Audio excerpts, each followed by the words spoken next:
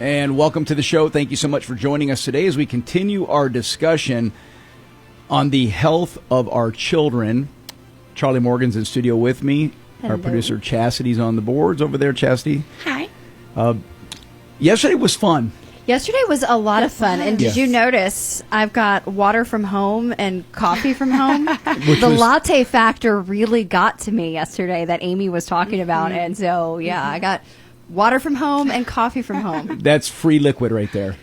Well, I mean, it comes from the refrigerator, and I didn't have to pay for the refrigerator. There you go. But, okay, neither here nor there.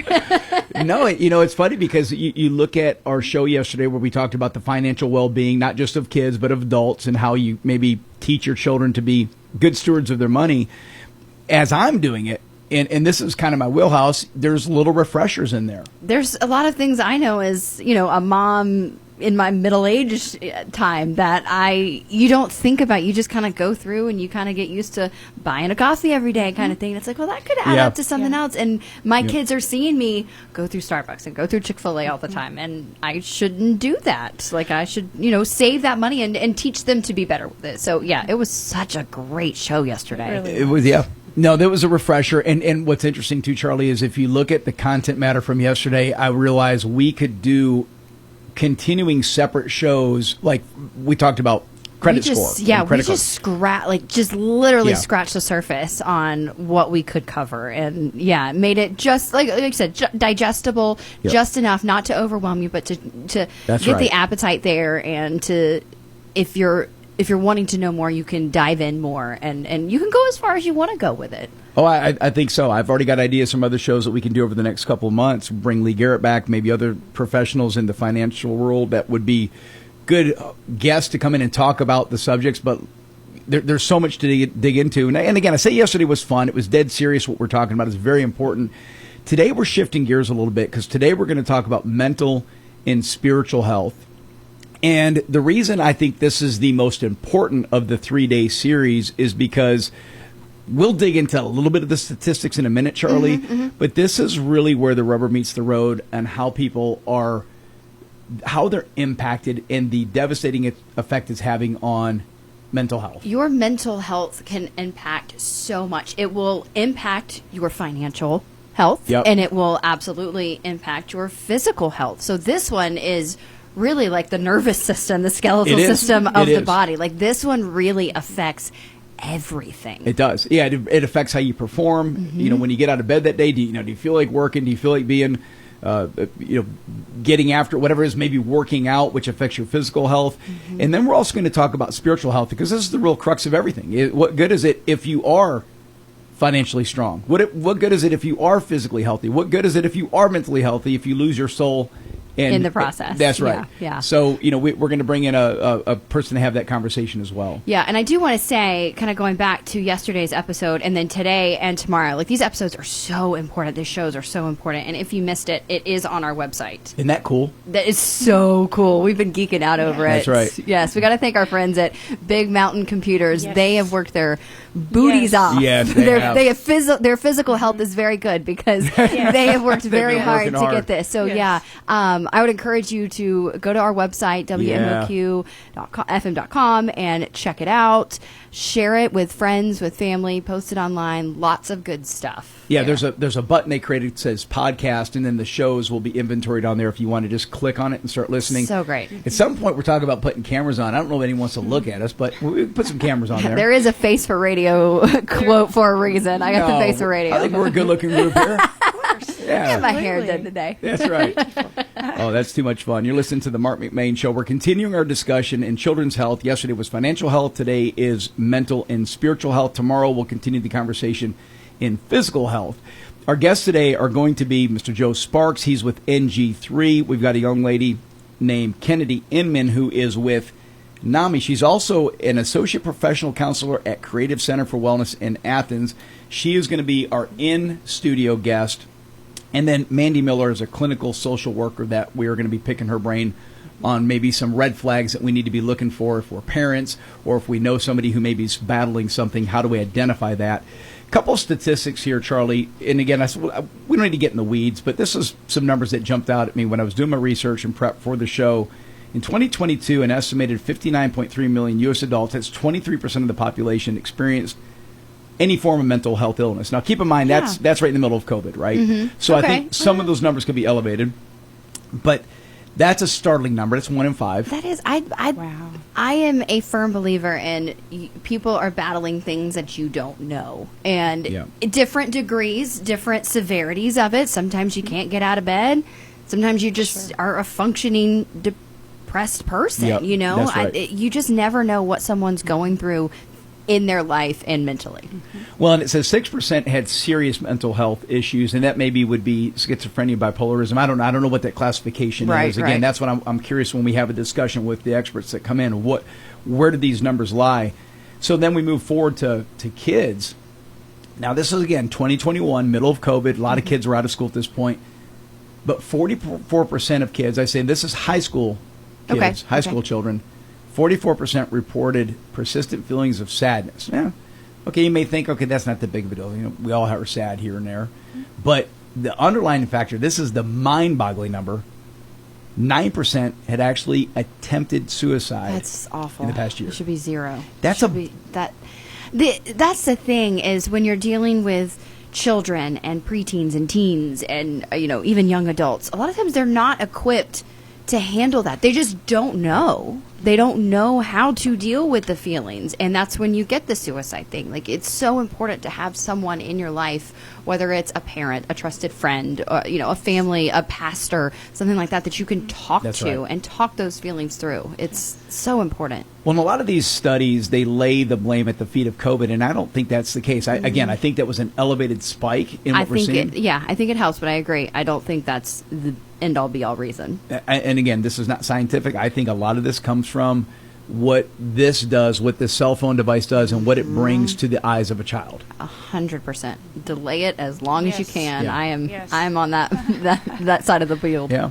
I mean, I think phones for young people are great if it is purely a device to communicate, especially in the event of an emergency. Sure. But for a 12-year-old to have access to a smartphone and not just the filth and the garbage that is available to anybody on this, but the nonsense in social media. The social media aspect of it is what just terrifies me, because I look at it how I scroll through and some of the people I follow, and I can get easily wrapped up in it. Like, oh my gosh, I feel like my house needs to look like that. I've got to run out and go. I got to click their links and go buy that stuff so my house looks Keeping like up that. with the Joneses, and it's like, I'm an adult. I know how to turn this on and off. And a kid that is so impressionable, they don't know that that's not reality. Right. What you see is a highlight reel. No matter how much you think it's their life, social media is a highlight reel of someone's life. Well, and here's another startling number. I think the average screen time for a young person pushes 6 hours a day, and for an adult, it's 4 hours a day. Wow. That's sad.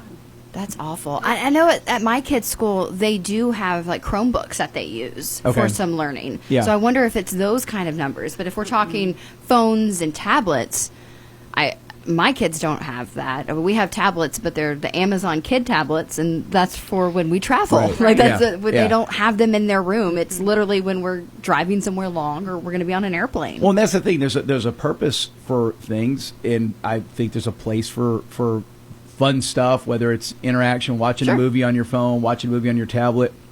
But in my opinion, it's the sheer waste of time that if you're spending multiple hours each day on a social media site, looking at things that just don't make a hill of beans of difference in this world. Absolutely. As opposed to being outside interacting.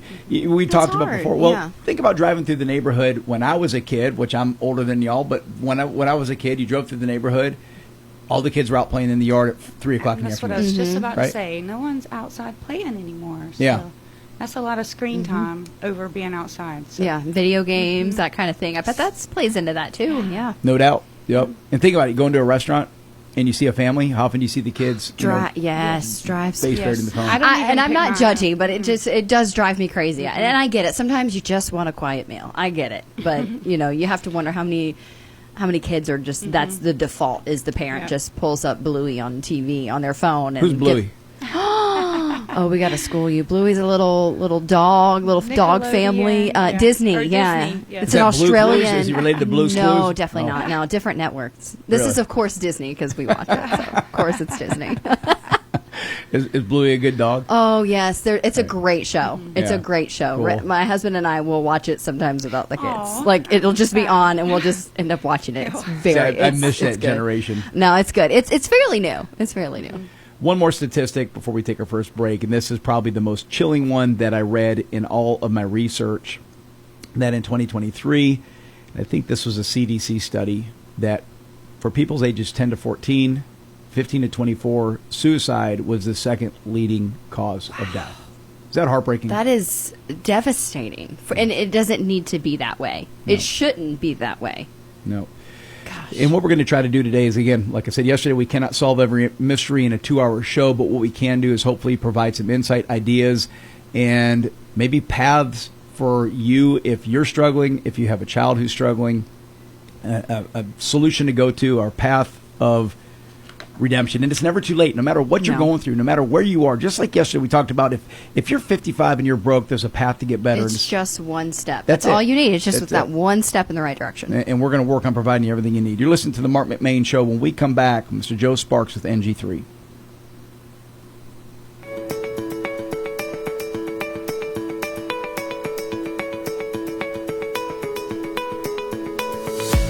Tailgate season is here, and your tailgate one-stop shop is Stripling's General Store in Bogart. You'll find everything you need to make your tailgate a huge success. There's barbecue, chicken, fresh-cut meats, side dishes like Brunswick stew, potato salad, snacks, cold beverages, ice, and so much more. Proud to support high school sports, it's Stripling's General Store, Highway 78 East and Highway 53 in Bogart, open 7 days a week. Your call is very important. Still waiting on your cable company to care? With slow speeds and hidden fees, maybe it's time to pull the plug. Kinetic gives you 100% fiber and gig speeds with 25 times faster uploads than cable. Local service that actually shows up, and clear pricing that isn't there to surprise you. So ditch cable and connect with the right crowd. Get up to $200 when you switch. Visit GoKinetic.com. Kinetic. Internet better. Subject to availability. Terms and conditions apply. Here's Evan Youngblood for Youngblood Tractor in Madison. Did you know Youngblood Tractor is much more than just tractors? Sure, we have the biggest selection of Massey Ferguson tractors around and all the attachments you could ever need. But did you know we also carry the Kawasaki side-by-side lineup like the legendary Kawasaki Mule, Teryx, and Ridge? That's Kawasaki's new cab model with heat and AC. Youngblood Tractor also carries the complete Spartan zero-turn mower lineup from residential to commercial zero-turn mowers. Combine that with our massive trailer inventory of equipment, dump, enclosed, and utility trailers, you can always build a winning combination at Youngblood Tractor right here in Madison. We also feature a full parts and service department to help maintain your equipment for years to come. Whether you're a full-time farmer, hunter, or property owner looking to maintain your land, Youngblood Tractor is here to make your next outdoor project a success. Call us today at 706-342-2242 or stop by and see us at 1600 Athens Highway in Madison or shop us 24 hours a day at youngbloodtractor.com. There's something about a clock. It keeps working even when you don't think about it. All day, all night. Behind the clock is a machine you'll never see. Always reliable, always accurate. It wasn't a mistake when we named our heating and air company Clockwork. Yeah, some folks call us and ask if we can fix their watches. We can't. But we can fix your furnace and air conditioning brilliantly, so it runs like a clock. Runs when you're not even thinking about it. But there's something else about the clock in Clockwork Heating and Air Conditioning. We have mad respect for time. We make ourselves available on your time. We never waste your time. And we're at your house in a timely manner. This is what it means to work like clockwork. Clockwork Heating and Air Conditioning. Clockwork-air.com. Welcome back to the Marc McMain Show. I'm joined by Charlie Morgan. We are continuing our discussion of mental health and spiritual health for children. And Charlie, like we said a second ago, it doesn't matter if you are physically fit, if you are financially sound, and you wake up every morning cheery as can be. If you do not have Christ in your lives, nothing matters. Oh, for sure. This is the base point. That is your Amen. foundation. Yep. Amen. So our next guest is Joe Sparks of NG3. Joe, thanks for joining the show today. Hey, thank you for having me. Joe, for starters, for those that are not familiar with NG3, can you just tell us a little bit about your involvement, and what the entity does? Sure. Appreciate that. And like I said, my name's Joe Sparks. I'm the operation director for NG3. I'm also the school director at Walnut Grove High School. So I've been working with them for about 5 years. And so what NG3, our founding principle is that we believe that lasting and positive change comes through meaningful relationships. So our staff and volunteers, we strive to connect with the next generation to bring positive change. So our hope is one day students are going to become better parents, spouses, employers, employees, and community leaders. So we do that 2 different ways. We do one through on campus or volunteers. We offer character development with clubs and teams. And then off campus, we offer that through our core groups. And the core groups is really where we make our bread, or for better lack of words. Yep. But the core groups is where the students, they get together, have a meal, or volunteer, whoever is their person, studies God's word, and they figure out life together. And so we've modeled this, like, who's the best model? Jesus, right? Amen. So he went through life with 12 guys. Yes, he did speak to the 5,000 and to the crowds, but where he made the most impact was those 3 years with those 12 guys who changed the world. So if we find adults that can do the same thing with our high school students, 12 kids at a time, we believe that we also can find that meaningful and impactful change. I love it. I love the program. And my first experience with it was when my boys were at George Walton Academy. They had a young man, Jason Thompson, who was, I believe he was the NG3 rep for that school. Does that name ring a bell to you? Do you remember Jason Thompson? Yes, it does. He moved to Indiana after he left George Walton. But yes, he's until recently was still doing stuff up in Indiana. He brought it up there for us. Yep. And so was that just for sports, or does it reach outside of the athletic department? So it's easy. The sports are the easy part because it's an easy way to get in front of a group of the kids as it's from a team perspective, because teams have a lot of kids in them. But we try to reach everybody. So we want to be with the sports teams, but hey, if band or the chorus or anybody like that wants that service, we will provide it, or if we can find it. Very specifically, Monroe Area High School, they've got, we've done a thing there. It's called SLP, which is a Student Leadership Project. So during their advisement once a month, they have like 80 kids coming, being led by their older students about leadership principles, character development, things like that we've helped facilitate there at that high school too. So we try to reach everybody. Doing such great things. I have a question. So as I was looking at your board, where did you guys get started? Because I see a lot of Parkview graduates, a lot of Snellville in there, and I'm a Brookwood graduate, so I'm like, how did I miss this? How did I miss the connection here? So we did start primarily Gwinnett County area. Mm-hmm. Our founder and president, Matt Williams, he was a Brookwood guy. He was.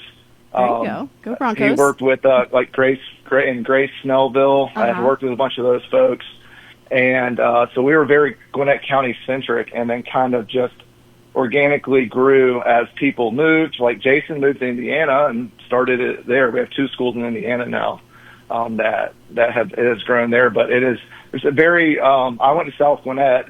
We didn't have it there, obviously, when I was there. But so it's just has grown from Gwinnett out to Walton, up to Hall County. And that's kind of the natural progression. Like, there's a lot of people that I went to school with, at Brookwood in Snellville, that have moved this way. There's a couple of them that work at my kids' school, and it's phenomenal the movement that everyone has towards this way. So the fact that you guys are just following, everybody wants to be in Walton, but I love that you guys are just doing this, and that he took it to Indiana, and it's just really spreading the word and getting kids involved and getting. Hopefully fostering that foundation. Hopefully this is not the first time that they're being exposed to something like this. Hopefully, this is just, right. It's bringing it to the high school level. It's hopefully, icebreaker. Hopefully this is not the first time. But if it is, how do you approach that? Well, it's I say my work with like the football team at Walnut Grove, there's a lot of kids that it's the only time during the week that they might open up. A lot of them, it will be the only time they open a Bible, but a lot of times it's the only time they're going to talk about anything serious going on with themselves or their lives, or how to apply that to Scripture when we meet as our core group. So we have it's the model of some of the lessons we teach. If you read some of the Scripture, it's the see, say, and so what? What do you see? What does it say, and how does it apply? So if you just take those three questions, you can look up any verse and read it and kind of break it down. So we're trying to teach them how to look at it from that perspective as well. You're listening to the Marc McMain Show. Our guest is Joe Sparks with NG3. Joe, we were talking about before you came on the struggles of young people. I firmly believe that youth today are faced with far more distractions. And when I say distractions, I'm talking about they're being bombarded with just garbage than I dealt with when I was a kid growing up in the 70s and the 80s. And so with that in hand, how does introducing them to Christ give them a foundation to battle these things that they're going to be facing? Well, for one, whatever they're dealing with, we say, hey, let's go and see what does God say about this? What does Jesus say about this? You can find you can pretty much find any answer that you're wanting in that book. Yeah. So that's kind of where I'm just trying to teach them to, for me, and as as an organization, is to give them those tools to go find that, or help them out. If you have everybody needs a mentor. Everybody needs somebody that is there for them. And so by finding these people that are pouring into them, that are there on a rainy Tuesday, soccer conditioning in October, that is just there with them, going through the hard stuff, that it's going to be easy for somebody to ask that question 3 months later if something pops up, to say, hey, like, I'm dealing with this. Where can I find the answer?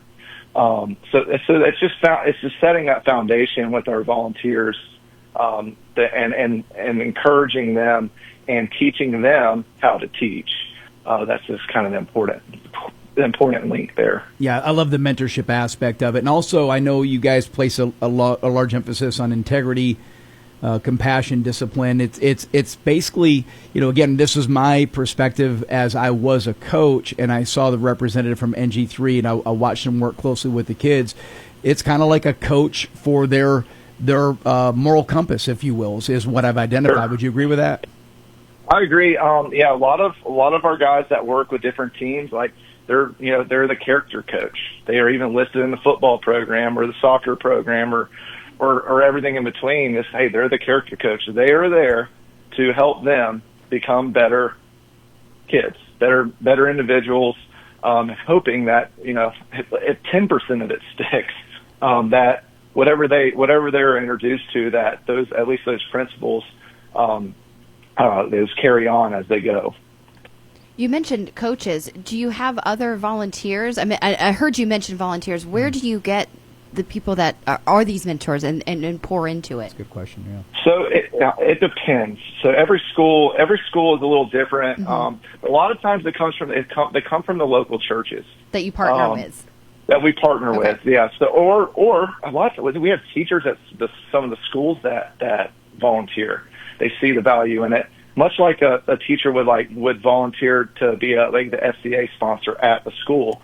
Some teachers are like, hey, I want this. Like, I want to do something different other than just teach them about the Civil War. I think there's more to it, and they find the ability to, hey, I can go do this outside of school and just really just get into the weeds with these kids. Our North Hall school director is a teacher at North Hall High School. And he helps with the baseball team and helps with football and all of that. But he sees the value of, he's there all day. He's already doing stuff with them, and then now he can go deeper with them outside of school. You're listening to the Marc McMain Show. Our guest is Joe Sparks. He's with NG3. Joe, can you share an example, maybe a success story, not naming any names or anything like that, but just of a young person that was struggling, maybe battling something that they were going through, where NG3 really helped get them on the right track? Sure. I have a really great story. It necessarily wasn't. I'm going to say he wasn't battling a lot of demons, but his story was that he grew up. He was, it was a Christmas and Easter kind of churchgoer. If you go because that's the time of the year. It's when your mama wants you to go. Exactly, when your mom says you have to, yeah. Right? And so he started out as a ninth grader in my core group, and it was the first one I had when I first came on. I came on as a volunteer, an extra time person. But he came in with a couple buddies, and we spent 4 years together, just learning how to open the Bible, learning how to find things in there that apply to what they were going on daily and weekly existence. Well, so fast forward, this young man's about to graduate college. So what he's learned there with us at NG3 at college, he was able to start his own. He started his own Bible study. Wow. He actually is roommates with 3 of the kids that were in his core group in high school. They all stuck together. He is somebody that is going to graduate with a business degree, but really wants to go into ministry. Good. So we're working through that. But he has blossomed and grown into an awesome young, and he already was a great young man. But just that time and the comfort, it gave him the comfort and the how-to of man, I can do this, and we can be different. It's okay to be different in college. It gave him the ability to not. He's still going to be a college-age kid, but he can walk different, hold his chest higher, knowing that he's got a deep foundation now to work off of. And think of how many other lives he'll be able to touch as well. I mean, exactly. I love that portion. Joe, let me ask you one more question before we take our first break. What would you say to parents or coaches, even teachers, maybe who feel unsure about introducing faith to kids? Where do they start if they're not part of an NG3 program? Because again, just help me differentiate. NG3 is different from FCA, whereas it seems to me NG3 kind of gets into the trenches. It's more of that mentorship, where FCA is a meeting point, maybe a focal point within the schools, specifically for athletes. You guys kind of roll up your sleeves and get down on their level. Is that a good way to describe it? Yeah, that's a pretty good way. So FCA is at the school as a club and at that level, but I guess at the school level, they have guys that are there and they're going after it too. And it's just they're really good at some events and reaching the masses, and then we kind of drill down and try to meet with those 12, right? So it's like that. It's the Jesus concept. You do speak to the 5,000, but you also need to dig in too, and that's kind of where we blend, where we separate, I guess. So if there's parents or coaches or teachers that do want to bring this subject to the table, where do they start if they don't have a program like you guys already in the school system? I would encourage them if it's from a school level that they can contact me. And I can put them with the right person to help develop that. If it's a parent or a student we're already at their school, specifically in Walton County, we're at Monroe, Walnut Grove, Social Circle, George Walton. But so we're available. I would just say don't be afraid to ask. Don't be afraid to reach out. I say the first thing they should do is, hey, pray about it. Is this? Be convicted and not be afraid to just ask the questions. Yep. And I think that would be a great place to start. You're listening to the Marc McMain Show. Our guest is Joe Sparks of NG3. When we come back, we're going to continue the conversation talking about America's cultural shift away from Christianity and its impact on our nation. We'll be right back.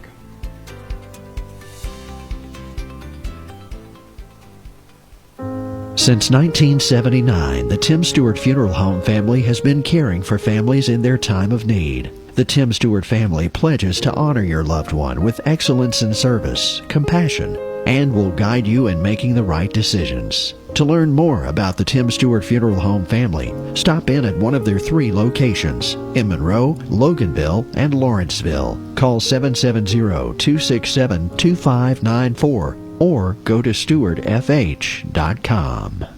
Franklin's Gun Shop in Athens has everything you need for hunting and fishing. They have great prices on their guns, ammo, scopes, bows, gun safes, knives, blinds, tree stands, and rod and reels, clothing, and more. I do all of my shopping at Franklin's, and they're open 7 days a week, Monday through Saturday from 9 to 9 and Sunday noon to 6. At Franklin's, you'll get great customer service from people who know what they're talking about. Family owned since 1961, located at 3941 Atlanta Highway in Athens. If you're in the construction business, you're going to need a dumpster at some point in time, and that's why you need to call Atha Equipment Rental in Monroe, now offering 20 and 30-yard cans. Atha Equipment Rental now offers a complete line of landscape and construction equipment like tools, trenchers, floor sanders, jackhammers, and so much more, like rentals for your parties with tables, chairs, popcorn machines, Dunkin' booths, and more. Call Jason Atha at 770-207-6041. That's Atha Equipment Rental on East Spring Street in Monroe. Hey, this is Doug. And this is Robbie. We own and operate Foy Tree Service. When you need tree cutting, stump grinding, lot clearing, mulching, firewood, and more, call Foy Tree Service. Serving Morgan County and surrounding area since 1987. With top quality service and fair prices, we take pride in our work, and we do everything to make sure that you are a happy customer. That's Foy Tree Service. Call us at 706-342-8733. That's 706-342-TREE. Serving Loganville and the surrounding area for over 25 years, it's the Main Street Barbershop, 305 Main Street next to Braxton's Auction in downtown Loganville, offering old-fashioned service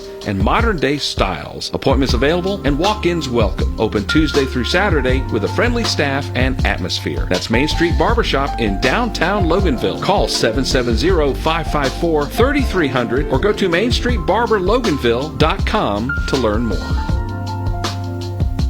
Leadfoot Mulching and Grading offers land clearing, hauling of gravel and sand, and more. And now offering screen topsoil for the farmer or homeowner, asphalt paving, and more. No job is too big or small. Locally owned and operated, it's Leadfoot Mulching and Grading, serving all of North Georgia. Fair prices and great customer service. Phone 404-909-5227 or go to leadfootmulching.com. Welcome back to the Marc McMain Show. I'm joined by Charlie Morgan. We're in here discussing one of the most vital subjects we're going to discuss ever, and that is spiritual health of young people. People as a general, but over the past few decades, we've seen a noticeable decline in Christianity in the United States. Our guest is Joe Sparks with NG3. Joe, let me ask you, what are some of the biggest changes that you've observed? Obviously, I think the trends that I've seen over my lifetime is that we wane from Christ, and then a tragedy takes place, and it brings people back. How do we sustain that commitment to Christ without there being a tragedy to bring us back to the pulpit? That's a really good question. I think it's $1 million question, but I think that is just staying consistent and firm, in where we stand, and with our own beliefs, and as adults, and the younger ones that are looking up to us, like we're the example for them, and the more that we can lead with all of those traits, all the traits that Jesus led with, and not one of them were with an iron fist.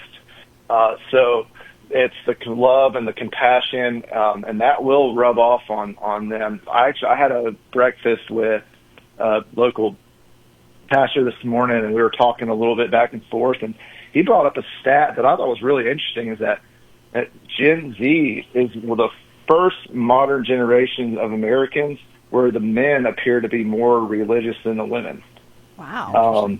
Where young men are trying, it's I guess it's not as unpopular now to be trying to dig in and find a relationship with God, and that's encouraging to hear that. And so I started doing a little research on it, and it seems to be that's a good trend. But I think overall, just you can see there's a big. If you were just to watch the news, it just seems like it's a big divide. But if you just go and be around in your community, it really isn't that bad. So I just try to encourage all of them guys, like, hey man, just be nice. let's just be nice. It's a good starting and good take care of baseline. each other. Yeah, for sure. Yeah. Well, and let me ask you this. It continue this discussion of, let's say, the spiritual decline. And again, Sure. I think there's pockets where maybe that's not true. And I think in recent events with the assassination of Charlie Kirk, that has brought a lot of young people back to Christ. It is incredible, the movement that we've seen just here locally, what's taken place. I was visiting family in Mexico, and my nephew who lives in Mexico said, hey, after this Charlie Kirk assassination, I really got interested in Christianity and what he was about and learned about it. So it had international impact, Joe, this tragedy. But what are you seeing on the ground in the form of maybe anxiety, depression, loneliness? What are some of the things that you see that concern you amongst young people? I think that you said the first one, anxiety is a monster with the kids, and it goes honestly to what you were talking about. I was listening before I came on. It comes to like that thing in their pocket that has more computing power than send the people to the moon. That induces a lot of anxiety. I see that a lot. We do a survey at the beginning of the year with our core group kids, and some of the most common answers were like when we asked, like, "Hey, what can we pray for you for? Like, what can I pray for you for?" And it's over all the time. It's anxiety, peace of mind, loneliness, and situations at home. Those are the four things that I see a lot, and it's heartbreaking to see, but it's also encouraging that they're there and they're trying to do something different. And I think so often the loneliness and the phone go hand in hand, because you don't want to have the outside interactions, so you have friendships on the phone, online, gaming stuff, different, you make all these online friends, and that's great to text with, whatever, but who knows who you're actually talking to? Are you actually talking to an 11-year-old, or are you talking to a creep in a basement, And it kind of isolates them. It is. And so, like, when that person's not available, then, you just don't want to, you don't know how to interact with people face to face. And I think that amplifies the loneliness and the anxiety. Yeah, I agree. And I agree. Let me ask this, too, just to pick y'all's brains. And Charlie, I'll kind of direct this at you first. You've got younger kids. What does anxiety look like for a 6, 8, 10-year-old? Is it that they are not, they don't look like somebody else, or they don't have what other people have? Or how does that manifest? And what does it look like? Some of it is they get to do things that I didn't get to. It's the fear of missing out kind of thing. Okay. It is the fear of not being successful. My daughter had her first basketball game. She's never played basketball before. We've done the practices. She had her first game Saturday. And as I'm doing her hair, because we had pictures before the game, she starts turning pale. Oh, no. And she's getting clammy. And she was about to throw up because just the nerves and anxiety of this game, was eating at her. Yeah. But I used to tell my kids when I coached them, if they don't win, they don't get dinner. Was that part of your That coaching was plan? not, no. Oh, okay. No, I did not. No, the child is about to throw up as I'm curling her hair. No. I'm just kidding. I didn't do that to my kids.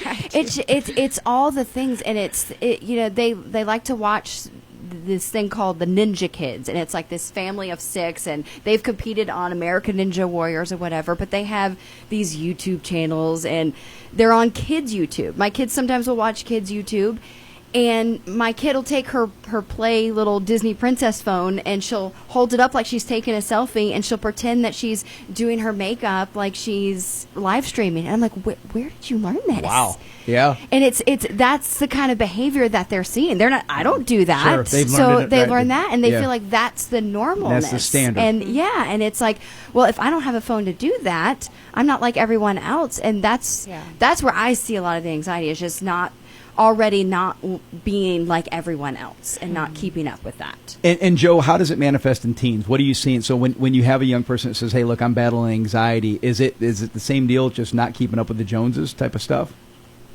And a lot of it's academic and social pressures. Yeah. Those are, if you'll sit in a youth group, and a lot of the kids, they're worried about their grades. They're worried about what college they're getting into. They're worried about athletics. Like it's a huge thing with even our our 12-year-old. It's sports. Like, did I do this? Am I that good? Or yes. It's all of those things.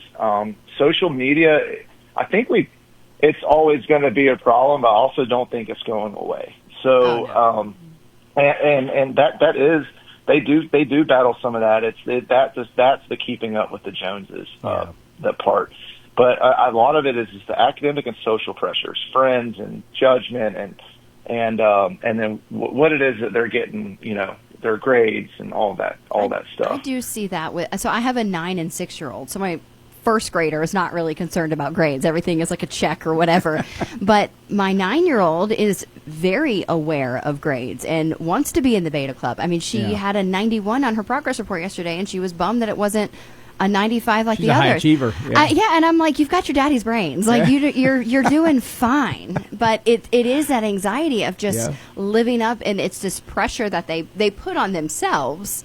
But they have to be getting that from somewhere. Oh, no, there's no doubt. We've created a pressure cooker. I mean, we have high demands and high expectations, and I think that, again, social media immediately gives them access to everyone else's performances and achievements, and they're using that as the benchmark to compare themselves. We're continuing our conversation. This is the Marc McMain Show. Our guest is Joe Sparks with NG3. Joe, I'm going to ask one more question before we let you free, and I appreciate you being so generous with your time and for our listeners. So, look, I have a Christian worldview. I think our country was founded in Christian principles by Christian men. The Bible was the basis of many things that our Constitution was even rooted in. And so, as we've looked over the years and decades, this effort to remove Christ, particularly from schools, in my opinion, it's not even an opinion. This is fact. There's data that supports this. It has weakened the framework, the moral framework of who we are, this constant battle of removing Christ from everything that we see. And so how do we continue to do what you guys are doing and push back and introduce people to Christ to be sure that is the continued foundation of our country, of our people, and of our young people especially? Yeah, so that is always it's challenging and tricky in today's world, as you just stated. I would say that for us, like how to keep doing it, just keep pressing in and finding the areas that we can do it, and finding the ways or the just how we operate, right? Is we're in front of the teams, and we're offering character talks and development and all of those things, becoming trusted with the kids. We can't show up one day and say, hey, here's a Bible verse, have a good day, and then they never see us again. Right. Or they see us in a month or two. Mm-hmm. So it's a process. And by doing that, we earn the trust of the kids and their parents for them to meet us outside of school and to still do what we're trying to do. It's just not in the school building. But so that's one way. What everybody else is doing in terms of like some of the other clubs and whoever it's just being unashamed and unabashed at saying, hey, look, this is who we are, and this is what we want to do, and not apologizing for it. And if we can do that, I honestly think that we can change the trajectory and not be afraid to do so, I guess. So that's excellent. Yep. Well, I know you've talked a lot about NG3 being in the high schools, and you just mentioned some of the other clubs. I know my kids' elementary school just started the Good News Club. Now, I don't want to pretend like I know all the details about it, but my girls attend it, and it's a church that sponsors it, and they send them to the school, and it just kind of, they're meeting the kids where the kids are. So it's an after-school program, like once a week, and there is usually a teacher sponsor that kind of helps, I guess you could say, be the founding member at the school, but it's introducing Christ and the Bible and verses and making it on their level, and I love that they do it. The first day of the club, they gave them all Bibles. They could go get them imprinted at the armory. Wow. They're really spreading the word and getting these kids involved, and I love that. Love that for little kids. So if it's not at your kids' school, if NG3 is not an option because it's an elementary, maybe even middle school, like you could look at something like the Good News Club, or there's a lot of different options, and I just love them all. we are blessed in our community to have people, men and women, of faith that are willing to step in and do stuff. At our kids, my kids go to 2 different elementary schools, so that's a whole different story. Oh, gosh. But my wife's an assistant principal at one, so that's why. But, okay. But the men, like there's the Gentleman's Society that they're doing for 5th graders, but you're teaching biblical principles, not necessarily the actual verses themselves, right, but you're teaching them about forgiveness and humility, service, loving your neighbor. Okay, we can do that. We can teach all of those principles. You can't go into any public school and then them say, no, we don't want those taught. Right. It's just how you do it. It's just it's life lessons with a biblical foundation to it. And I can just tell you this: we need more of this. 100%. Every school, the more that we can do, the better that I think things will get. Not just for our young people, but for society as a whole. Joe, I appreciate everything that you do. I appreciate NG3, the efforts that they make. And I really appreciate you taking the time to visit with us. I know we took about 30 minutes out of your day, but I think this was time well spent, and hopefully our listeners really enjoyed this. Absolutely. Thank you for having me, and I love what you guys are doing, too, so I appreciate it. Thank you, sir. Thank you. It's Joe Sparks. He's with NG3. You're listening to the Marc McMain Show. When we come back, we're going to have Miss Mandy Miller. She is a clinical social worker, and we're going to be asking her, how do we recognize some of these warning signs in young people? We'll be right back. Willfully Guided Company Boots and Western Apparel in Monroe is celebrating their 1-year anniversary and invites you to join the fun. Starting on Black Friday, you can take advantage of a whole week of deals, savings, and giveaways on your favorite brands like Ariat, Wrangler, Twisted X, and others. Every day brings a new deal that'll knock your boots off. Remember that it all starts Black Friday and continues through the next week at Willfully Guided Company Boots and Western Apparel in beautiful downtown Monroe. This holiday season, shop small, y'all. This Christmas shopping season, give the gift of outdoors from Outdoor Specialty, serving Watkinsville and the surrounding area since 2002 with a wide variety of plants, trees, shrubs, ground cover, and more. Plus, you'll find a full line of irrigation supplies like sprinkler heads, pipe replacement parts, and more. Add some beauty to someone's home with a huge selection of pottery, landscape stones, mulch, and more. In the garden center, see their great selection of bird houses, bird feeders, and don't forget the Coles bird seed. The deer love Christmas too. Be sure to pick up some of Elsie's apple-flavored deer corn. This Christmas, stop in and say hello to Elsie, Diane, and their friendly staff at Outdoor Specialty, 1460 Greensboro Highway in Watkinsville. Wishing you and your family the very best this Christmas season. Call 706-769-8737 or go to OutdoorSpecialtyNursery.com. You know how your grandma always told you things were better in the country, right? Boy, was she right. This is Lance Goodson from Loganville Ford, and great deals on new and used cars, trucks, and SUVs can be found out in the country at Loganville Ford. Here, when you walk in, you feel like family. I grew up with my mother and father serving you at Loganville Ford for over the last 20 years. Now the tradition continues with me at Loganville Ford. Find out how deals are better in the country. Visit LoganvilleFord.com. That's LoganvilleFord.com, or visit us on Highway 78 in Loganville. Have you been putting off auto repairs? Do you want a body shop you know and trust? Go see Auto Correct Collision. Auto Correct is a family-owned and operated collision center with over 45 years of experience. Their equipment and training exceed industry standards. No repair is too big or small. Ask about the special drawings and mention this ad for a discount. Visit Auto Correct Collision at 409 Mayfield Drive or call them at 770-207-1241. Make sure your diesel is ready for every season by stopping in at Leadfoot Diesel. Their technicians have many years of combined experience to keep your Cummins, Power Stroke, and Duramax running the way it should. Plus, they can improve fuel mileage, perform upgrades, AC repair, and they offer tires, wheels, lift kits, and more. Diesel owners from all over the country trust Leadfoot Diesel, 320 Mayfield Drive in Monroe. Stop in or go to leadfootdiesel.com. And welcome back to the Marc McMain Show. Our next guest is a clinical social worker. Her name is Mandy Miller. Mandy, thank you so much for joining us today. No problem. I'm glad to be here. Well, we're talking about some pretty heavy-duty stuff today. We're talking about mental health for young people. This is a 3-day series that we are doing, starting with financial health yesterday, mental and spiritual health today, and then tomorrow will be physical health. Mandy, before we get started, tell us a little bit about yourself and maybe what the work that you do. So I have a master's degree in early childhood development from the Erickson Institute and an MSW, or Master in Social Work, from Loyola University Chicago from like 2006 and 7. So I've been doing this for a lot longer than I should be. Don't feel quite that old yet, but it's been a minute. Sure. And so throughout a variety of different things, I've been a foster parent, adopted some children, worked in schools, worked in a variety of different settings, and in 2017 started the Creative Center for Wellness to make sure that we are able to provide services to individuals from birth to all the way to like death, all of the stages in between, to help make sure that everybody is able to get their needs met.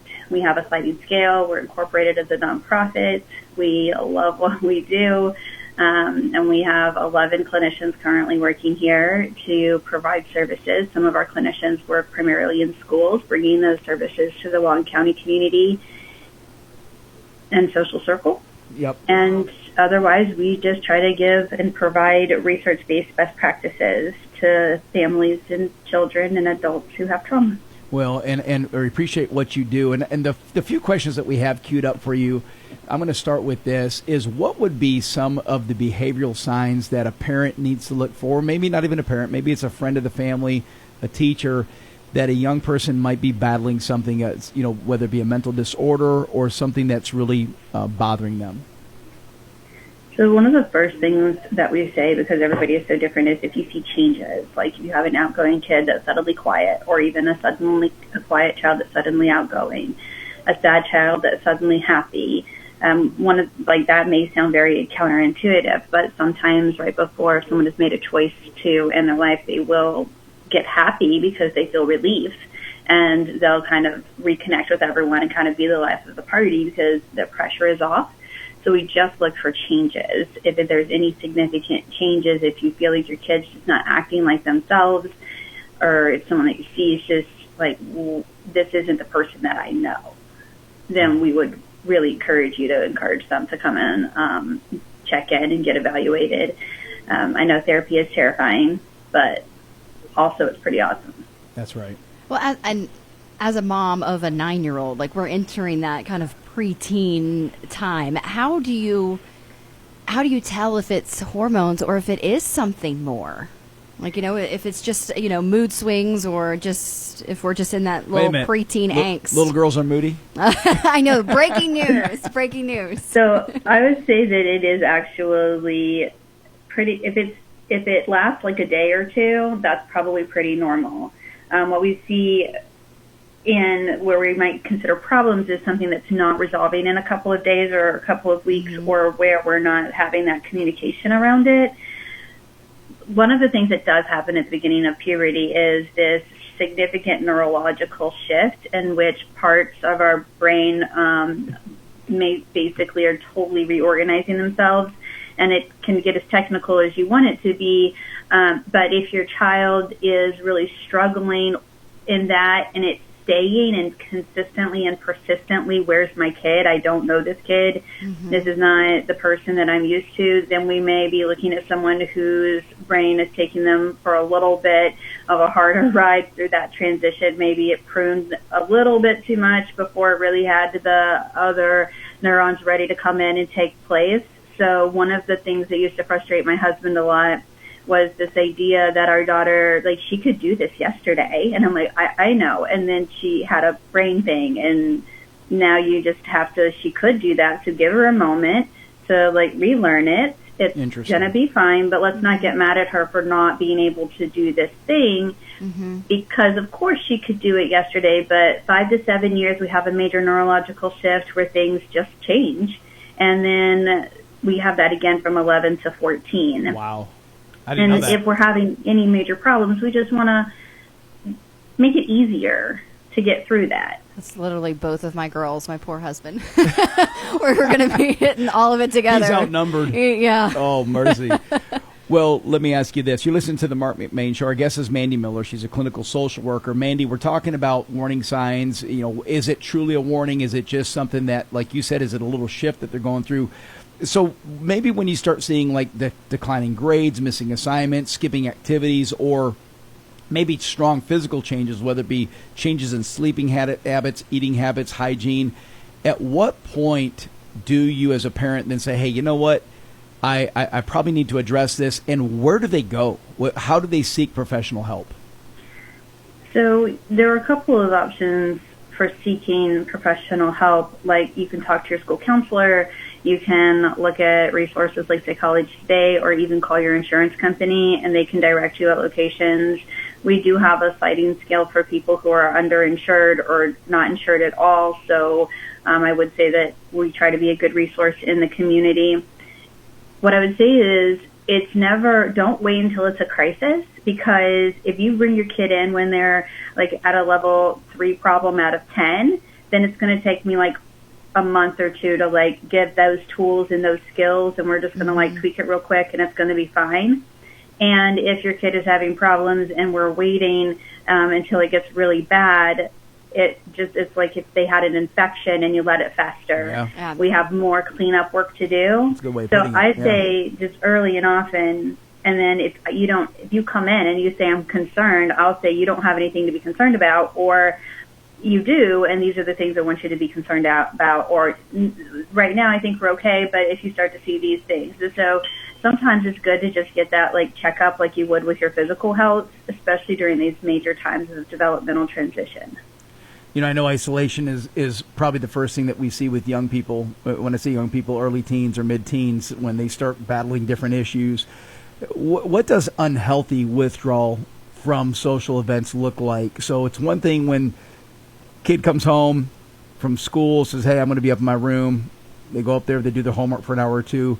But all of a sudden now you have grandma and grandpa over, and your son or daughter says, hey, I'm going to be up in my room. That's a whole different animal, right? So what does that look like, and how can parents, I guess, address that? And again, I think it's a lot easier when you have a 6 or 8 year old that is battling an issue and you go bring them in for therapy versus a 15 or 16 year old. You can have a whole different battle on your hands. A 6-year-old is going to be a lot more conducive to what you're saying, right. Whereas a teenager's like, my mom doesn't know what she's talking about, or no way am I going. I can't be bothered with that. Yeah. How does a parent deal with that?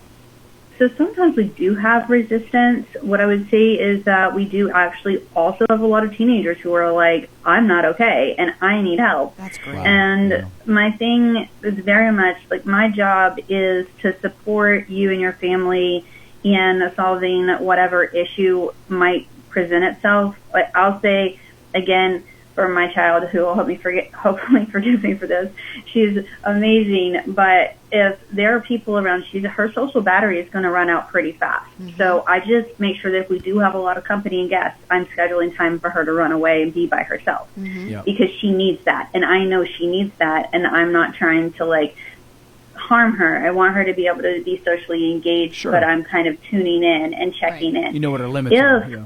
We're never interacting, or if every time I talk to her she's snapping at me or being irritable, and we're not like able to even see the positive aspects of each other, if there's no positive moments, no moments where she's able to like interact with me in a healthy way, if she's not able to recognize or willing to tell me that she recognizes the way that she just spoke to me was not the right way to speak to me, then that's when I'm like, okay, like you can talk to me, or we can go take you to see a therapist. Like either way, I'm game for whichever you need, but obviously you're not okay, because this is not you.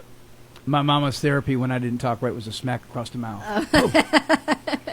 It worked great. It worked. This generation, though, that we're seeing, like my my younger daughters and even the teens and preteens, they are much more in tune with their feelings Yeah. than we were. You know, like it was very much hide your crazy and act like a lady, you know, Right. kind of thing. When I was growing up, it was, you know, very much, oh, we're good, we're great, and you deal with that kind of stuff at home. And You're right. now Yeah, it's it is changed. very much talk about it and have own your feelings and, Yep. and it's okay. And address it. Yes, instead of just sweeping it under the rug. Which is why so many millennials are in therapy now. Mercy. It's just learning the skill. For me, like sometimes with some of my patients, I just call them lessons. Like we're just learning how to be people here, and I can just give you like the life hacks or the cheat codes. So it's just not so hard because it doesn't have to be torture. It doesn't have to be like this trial and error thing. It can be fun and funny, and we can like laugh and joke about like the mistakes that we make, and we can figure out how to be humans together instead of it feeling like I'm putting rules on you and trying to say you should act this way, and like, okay, I should, but I don't know how, so can you help me figure out how? So some kids, they've got interpersonal skills and intrapersonal intelligence, and they're great, and others are like, I don't even know what I'm doing, like how am I supposed to even function at all? And so my job, I think, is just to make things easier. Just like, can we get through the hard parts a little bit faster, with a little bit less stress, with a little bit less problems? That's excellent. Mandy, I greatly appreciate your time in joining us today, and I hope our listeners benefited from this, and you've taken the 15 minutes out of your day to share your knowledge. Thank you. Absolutely. That's Mandy Miller. She's a clinical social worker. When we come back on the Marc McMain Show, we have a young lady, Kennedy Inman. She is with NAMI of Hall County. She's also an associate professional counselor at Creative Center for Wellness in Athens. Stick around. You're not going to want to miss this.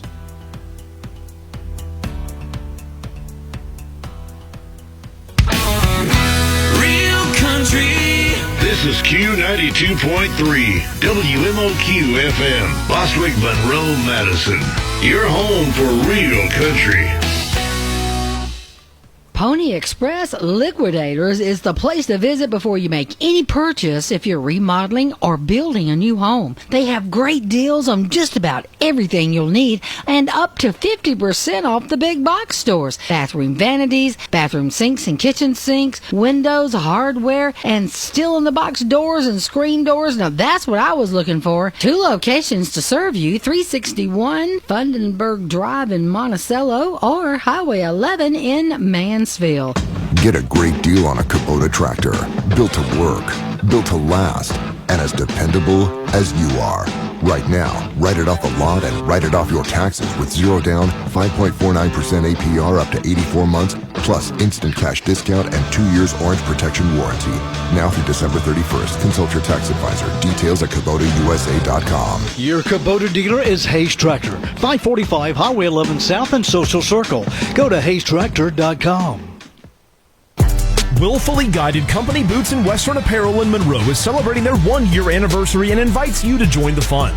Starting on Black Friday, you can take advantage of a whole week of deals, savings, and giveaways on your favorite brands like Ariat, Wrangler, Twisted X, and others.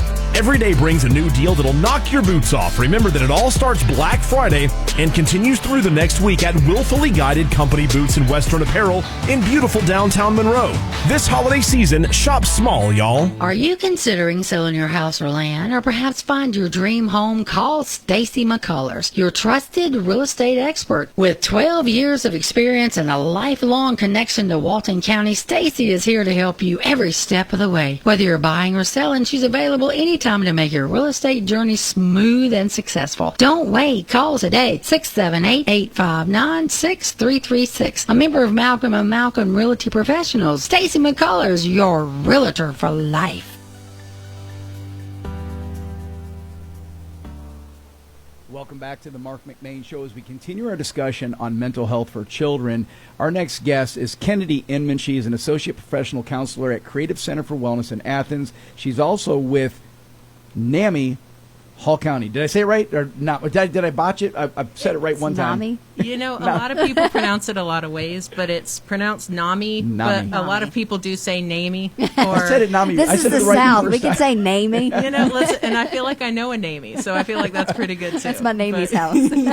Oh, that's great. Well, Kenny, let's start off. Tell our listeners a little bit about yourself and tell them about NAMI, what they do.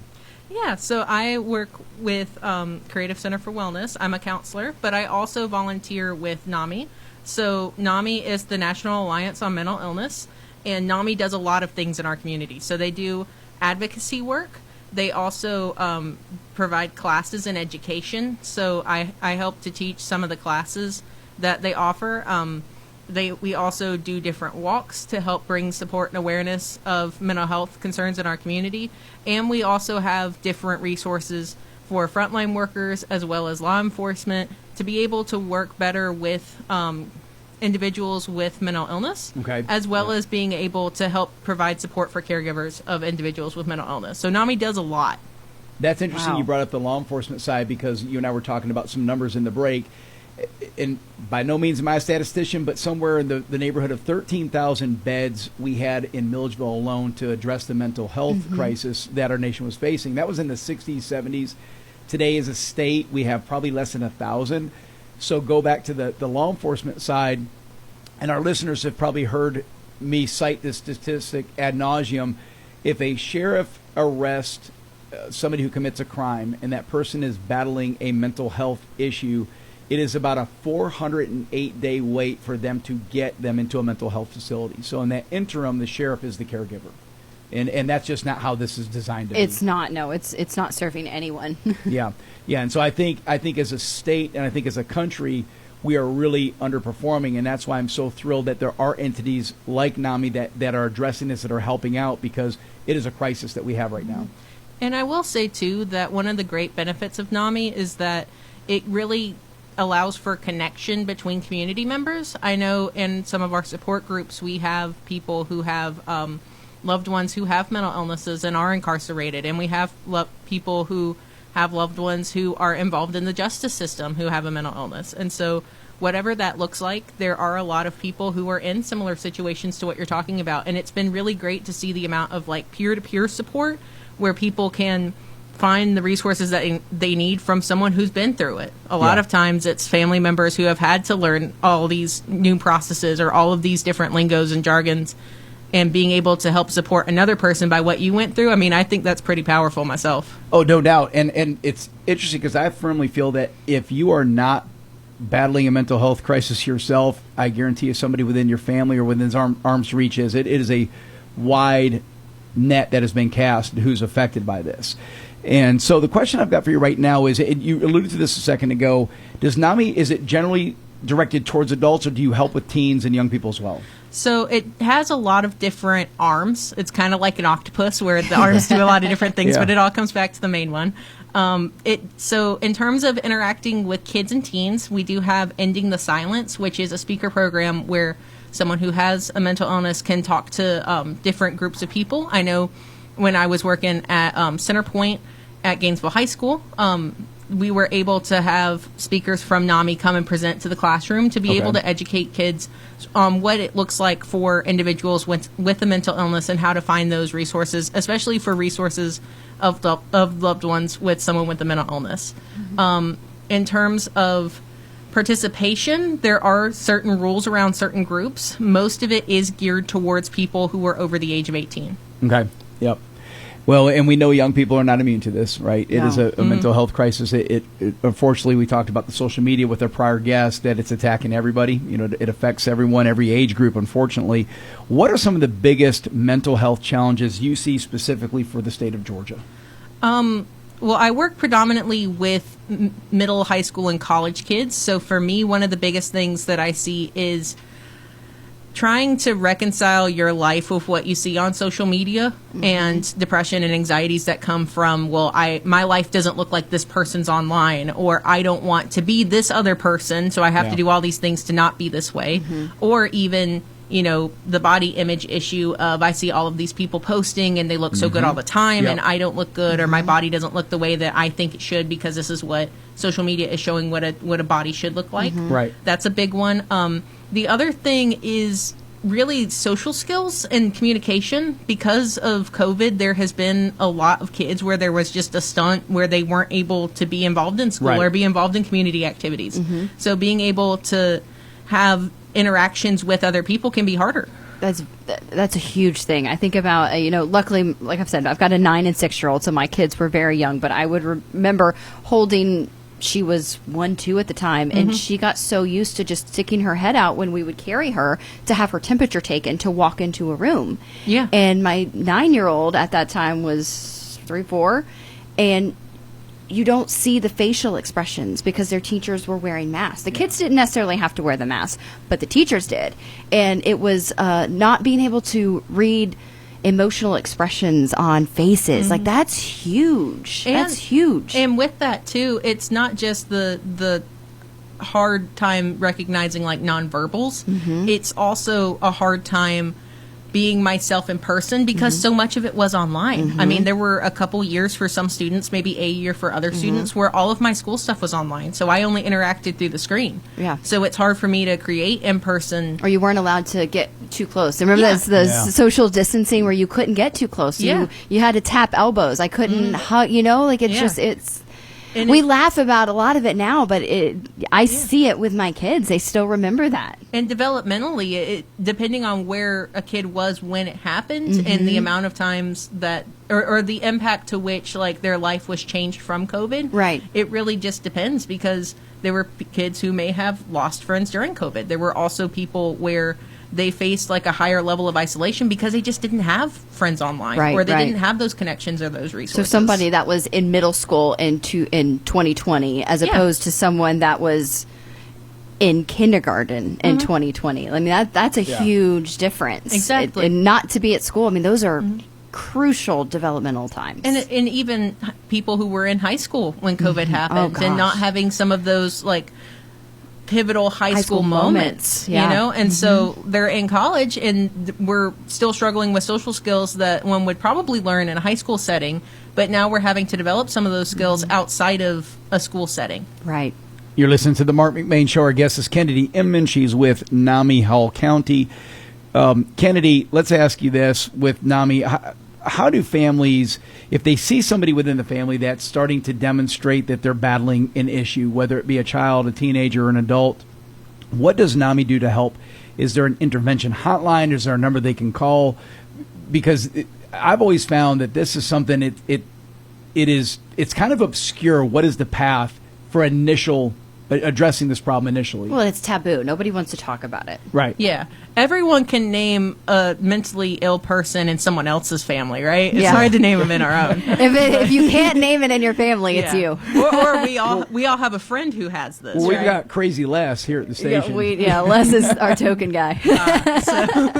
So even still, so if we were trying to find help and support, one of the biggest things I would do would be to go to the NAMI website. So there are, like, self-paced classes that one can take where they're able to I have the name somewhere. I don't know why they're called NAMI Basics, and you can sort of self-teach on a lot of different avenues and resources for mental health help.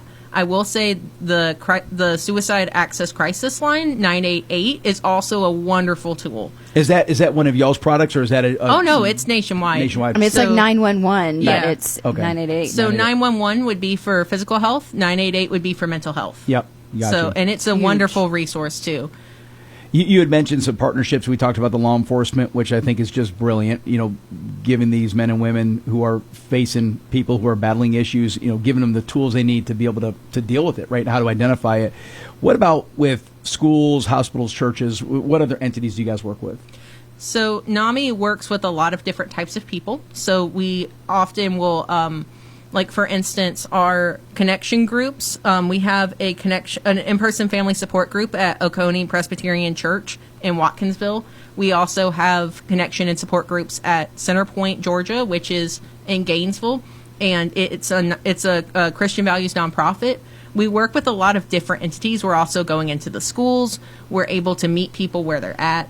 Is that to help the students, or to help the teachers who are dealing with an issue with a student? Well, it's more so through the presentations and being able to provide resources, because a lot of times people may not know how to find the resources, like you were saying earlier, and being able to provide this as a resource is really helpful. So you're going in having a conversation maybe with a group of kids and saying, hey, if you're battling this is where you can go. Yeah, so Ending the Silence is from one person's point of view, so it's their experience with mental illness and how they were able to get recovery and be able to live a productive and successful life. And it also goes through, like, these are some of the things that I had to face, and these were some of the signs, as well as these are some of the steps that I was able to find and to help me better achieve my dreams, you know? So Excellent. It does go through an awareness piece of it, because for some kids, they just don't talk about mental illness in the home, or they don't talk about mental health. Even though we all have a brain, we all have mental health, right? It's hard for families to get together and talk. So for some kids, this may be the first time that they're hearing about it, is NAMI Ending the Silence in the schools, or even through some of the help videos that NAMI has online through the YouTube channel. You're listening to the Marc McMain Show. When we come back, more with Kennedy Inman of NAMI Hall County, and we're going to continue this discussion. It keeps coming up, Charlie, social media and cell phones. Mm-hmm. That's the underlying issue. Yep. We'll be right back.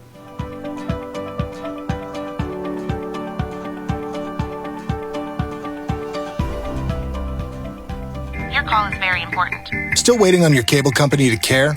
With slow speeds and hidden fees, maybe it's time to pull the plug. Kinetic gives you 100% fiber and gig speeds with 25 times faster uploads than cable. Local service that actually shows up, and clear pricing that isn't there to surprise you. So ditch cable and connect with the right crowd. Get up to $200 when you switch. Visit GoKinetic.com. Kinetic. Internet better. Subject to availability. Terms and conditions apply. Here's Evan Youngblood for Youngblood Tractor in Madison. Did you know Youngblood Tractor is much more than just tractors? Sure, we have the biggest selection of Massey Ferguson tractors around and all the attachments you could ever need. But did you know we also carry the Kawasaki side-by-side lineup, like the legendary Kawasaki Mule, Terex, and Ridge? That's Kawasaki's new cab model with heat and AC. Youngblood Tractor also carries the complete Spartan zero-turn mower lineup, from residential to commercial zero-turn mowers. Combine that with our massive trailer inventory of equipment, dump, enclosed, and utility trailers, you can always build a winning combination at Youngblood Tractor right here in Madison. We also feature a full parts and service department to help maintain your equipment for years to come. Whether you're a full-time farmer, hunter, or property owner looking to maintain your land, Youngblood Tractor is here to make your next outdoor project a success. Call us today at 706-342-2242 or stop by and see us at 1600 Athens Highway in Madison, or shop us 24 hours a day at YoungbloodTractor.com. There's something about a clock. It keeps working even when you don't think about it. All day, all night. Behind the clock is a machine you'll never see. Always reliable, always accurate. It wasn't a mistake when we named our heating and air company Clockwork. Yeah, some folks call us and ask if we can fix their watches. We can't. But we can fix your furnace and air conditioning brilliantly, so it runs like a clock. Runs when you're not even thinking about it. But there's something else about the clock in Clockwork Heating and Air Conditioning. We have mad respect for time. We make ourselves available on your time. We never waste your time. And we're at your house in a timely manner. This is what it means to work like clockwork. Clockwork Heating and Air Conditioning. Clockwork-air.com. Don't wait to transform your home with Moncrief Flooring and Remodeling. Be ready to entertain for the holidays. From stylish floors to full kitchen and bathroom makeovers, it's quality craftsmanship on your new hardwood plank, tile, carpet, or laminate flooring. Give them a call at 770-589-9546 to schedule an appointment. Let's build something beautiful together. Located at 4915 Highway 138 in Loganville. Moncrief Flooring and Remodeling, where dream homes begin. Welcome back to the Marc McMain Show. Charlie Morgan and I are doing a deep dive into the mental health crisis that our nation is facing, specifically as it relates to kids. Our guest is Kennedy Inman. She is an associate professional counselor at Creative Center for Wellness in Athens, and she is with NAMI Hall County. Kennedy, you all alluded to it, but I'm going to say every guest that we had prior to you today, it has come up, and it continues to come up, that cell phones, social media, this is the root of a lot of the problems that we're seeing. It continually resurfaces in every conversation we have. I joked in the break, it's like watching a murder mystery, and we know we all know who did it. But we keep going back. Yeah. we keep going. We Yeah. keep trying to get Michael Myers, and it's also maybe this time Michael Myers won't get us. Right. Maybe this time we'll outrun him and we'll be still smarter. Be scrolling at 2 Halloween a.m. reference, right? Yeah. So. All right. Well, so what trends are you seeing today in the mental health as it relates to cell phones, social media use with children or with teens? Yeah. So as a counselor and as someone who volunteers with NAMI, one of the biggest things that I've seen has been people going to find resources in places that the resources may not be super trustworthy. So people using like ChatGPT or other AI bots where they're plugging an answer in, but it's not actually giving you the evidence-based what is going on. I mean, it's a computer, right? AI is a computer. So if you want to know what happens when you mix vinegar and baking soda, sure, why not ask? Yes. If you're going through something, maybe don't ask the AI computer. And if it's really human problems, you kind of need a human to help you with those. 100%. I may be crazy, but one of the things, too, outside of that is people going to things like TikTok or Instagram, and they're looking at mental health videos, but studies have shown that a lot of the mental health advice or mental health videos that are on these platforms are not entirely accurate. So being able to find where to even go to get these resources has been a big deal. And then you've had people where the problems are caused because they're using inappropriate resources or resources that are probably not factually based or evidence-based, and they're trying to solve their problem from there. One of the great things about NAMI is that it has a plethora of resources where they're able to go and find things, not just in a video format, but through blogs, through different posts. It has things on medication. It has different websites that are just on what is this diagnosis? What does this mean? That's what we were doing during the break. I had you help me pull it up on my phone. I've bookmarked it. Like, I'm going to be using that website all the time now. And the great thing about NAMI is that because there's so many different chapters across the U.S., a lot of the chapters have created their own media or their own materials to help explain certain things. So if you were to just type in NAMI bipolar disorder, different NAMI chapters have different things on bipolar disorder. And it's usually from people who have had the experience of not just working with someone who has bipolar disorder, not just, having a loved one who has bipolar disorder or them themselves having bipolar disorder, but it's also from this is how it can show up, but this is the evidence-based, this is what this is. So how do you determine...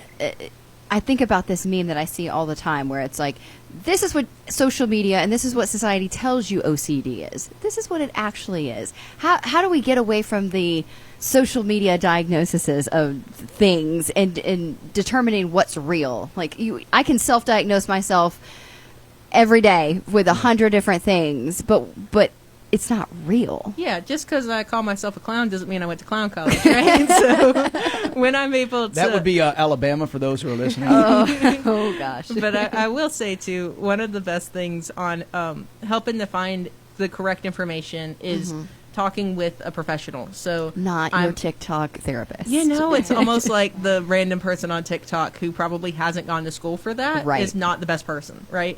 But Amen. being able to talk with a counselor or a social worker or a guidance counselor if you're in a school, being able to work with like peer supports or any sort of social work type position or counseling type position, it's going to help you to get better insight into that. These are people who not only have training and have experience working with these populations, but most of the time they come from places where they have a mental illness or they have a loved one who does. Right. So it's a level of empathy that you can find when you're trying to find it. Yeah, and they don't make it easy to find the answers too. So NAMI really helps to decode a lot of the lingo and jargon, so it's easier for people to find what they need, and it's not just, well, these are all of these big complex words that you don't understand. Right.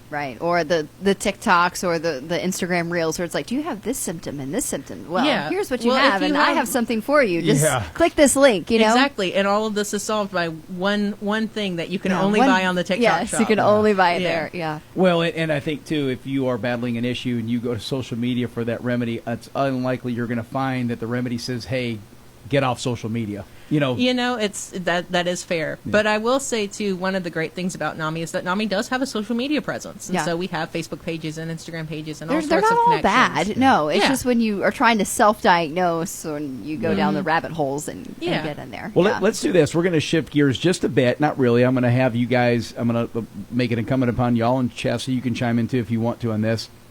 I'm going to give a couple different subjects here because we've talked about anxiety. We talked about the comparison culture. I know this affects everybody, but it probably affects girls a lot, teenage girls.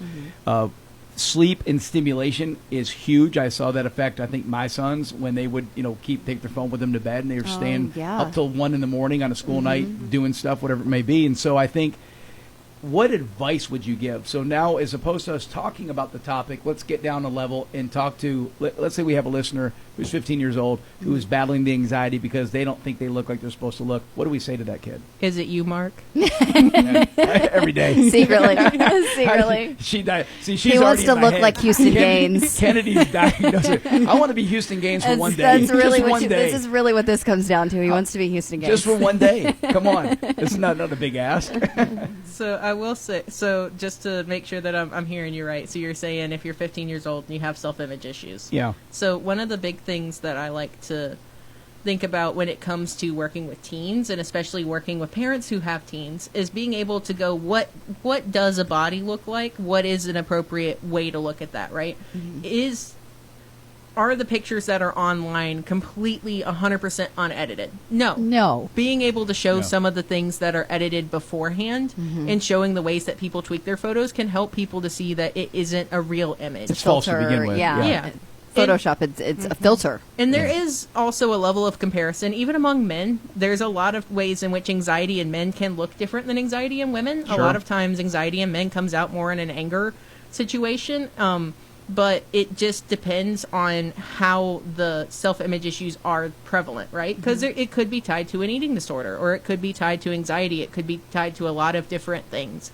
Self-image and self-concept and self-esteem all kind of wrap into this big ball where it's hard to detangle it a lot of times. And especially when you're a teen and there's already the comparison of like, this is what the movies and TV shows say being a teen is like. Right. Because as we're all watching those teen shows, we're like, of course, these are what teens look like. These are not 20-year-old actors, right? Yeah. It's hard for us to be able to take a step back and actually look at like, what does it look like to be a 15-year-old boy? Yeah, and it's a little different when you're a parent because I understand that actor spent hours in hair and makeup and a stylist, and they may be, quote, reality TV, but it's not reality. That's not how a 15-year-old looks like. I remember that with Laguna Beach. I wanted to be Kristen. I wanted to be Elsie. But that was not, I knew that they didn't just wake up looking like that. Oh, yeah. Like, that person is totally paid to have abs. Right. And at 15, you're not paid to have abs. No, and you shouldn't. You should be working on your grades, and you should be on the football field or on the baseball field. Like, you should not be worried about that and working about getting your first job. I used to have a six-pack, but now I got a keg. Oh, gosh. Keg in the closet. What about, do you take the phones away from your girls at night? So my girls don't have it. So they just have, they're 6 and 9. So they have Amazon, like the kids' tablets, but we only, I sound like a crunchy mom, but we only use them when we travel. So if we're going to my in-laws' house, they live 3 hours away, we'll give them their tablets. On an airplane. That's it. Yep. Occasionally on a weekend, maybe, but not during the week. The tablet is in the closet. That's just where we keep it. So they don't have. We're not there yet. Now, some of my 9-year-old's friends do have phones, and she's asked for one. It's not an option. Like the conversation's done. Like the answer's no. There's no discussion about it. That's my concern. Is like for a 15-year-old kid that's got a school night, they got to be in bed by 10 o'clock, get to sleep, have 7-8 hours of sleep. That they're on their phone for an additional hour or two playing video games or whatever they're doing, and I think that plays into this whole deal. You're listening to the Marc McMain Show. Our guest is Kennedy Inman. She is with NAMI Hall County.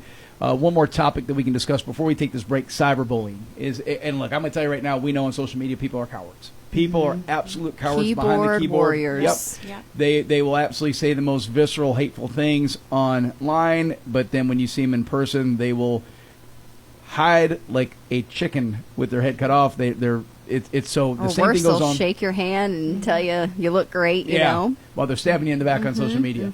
So we know this goes on with young people as well. And so, what tell us about this? So it is funny that you mentioned that because I've actually done a couple different presentations with different churches in our area as well as with different classroom settings. And it always brings me back to the Brad Paisley song, So Much Cooler Online. I do love that song. Because it's the truth. No one knows who really is true on the internet. Yeah. And a lot of times, if you grow up in a place where the internet is where you go to find resources, or it's where you go to find the truth about something or to learn more about something, there's not as much like critical skill on like, is this actually true? Right. Especially when it comes to images or towards like attitudes or things that are apparent online. So for some people, it can be helpful to have boundaries around internet usage, like what you're saying. Yeah. And it can also be helpful to have conversations with your kids about what does it look like to have boundaries with your phone? What does it look like to have boundaries with your iPad or with your laptop, right? Are there certain times that we can or can't use it? Right. And so I think that it is pretty healthy, especially with the way that the internet is being used. We can use something as a coping skill, but it doesn't need to be the only coping skill that we have. Right.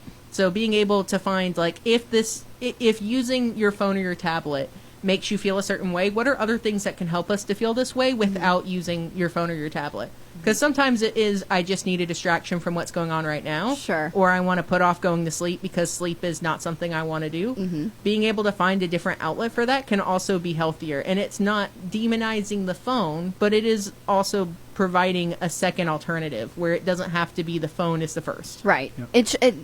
Part of me would say, well, parents should parent too. Like at some point, it's not their phone; it's your phone. You got to make a decision. Yeah, so you need to take the phone from them, and it needs to be put up and not kept in their room, kind of thing. Yeah. And you need, as a parent, to have access to that phone, so you know where all the That's hidden right. apps are. Yep. Yeah, I can't really speak to that. I'm not a parent myself. However, I do know that a lot of times the best way to lead is to lead by example. And so a lot of parents do not like to hear that because that also means you having boundaries around your phone. Right. Being able to model what you want to see is really important. So if I want to see lessened involvement on social media and lessened involvement on my phone, making sure that if I'm with my family or I'm with my loved ones, not being as on my phone can be helpful, right? And there are ways that we can use the phone as a tool. There are ways that we can use the phone in like a very helpful, safe way where we're able to do these things. It's just that's not used that way most of the time. Right. Unfortunately, that's the case. You're listening to the Marc McMain Show. When we come back, we'll continue our discussion of mental health amongst children.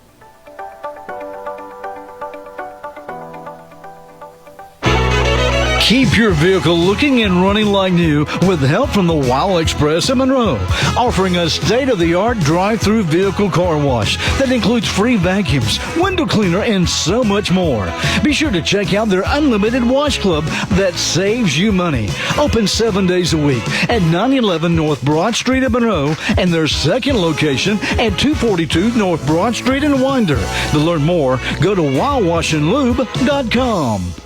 Are you looking for new tires? Well, look no further than Madison Car Care. They have the largest selection and you'll always get the best price. They also handle a wide range of auto repairs, from the small things like oil changes and wiper blades to the big things like suspension, parts, and radiators. They offer all kinds of accessories, from toolboxes to bed covers, side steps, and they even install those awesome ranch hand bush guards. Give them a call at 706-342-4774 or stop by at 1040 Confederate Road in Madison. Franklin's Gun Shop in Athens has everything you need for hunting and fishing. They have great prices on their guns, ammo, scopes, bows, gun safes, knives, blinds, tree stands, and rod and reels, clothing, and more. I do all of my shopping at Franklin's, and they're open 7 days a week, Monday through Saturday from 9 to 9 and Sunday noon to 6. At Franklin's, you'll get great customer service from people who know what they're talking about. Family owned since 1961, located at 3941 Atlanta Highway in Athens. Anytime is a great time to make memories at the Yellow River Wildlife Sanctuary in Lilburn.